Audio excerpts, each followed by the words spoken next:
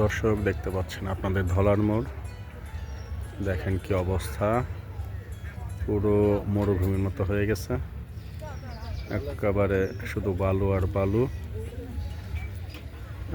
পানি যে কোথায় যে ঠেকছে কেউ বলতে পারতেছে না যে কোথায় আছে পানি। একেবারে ওই মাথায় গিয়ে পানি। আর বর্ষাকালে আমি যেখানে দাঁড়িয়ে আছি এখানেও পানি থাকতো।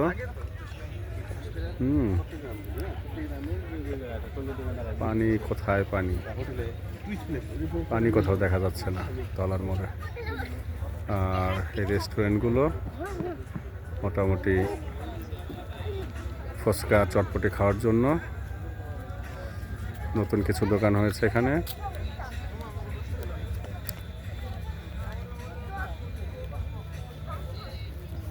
কোনো মানুষ খুবই কম, খুবই অল্প মানুষ,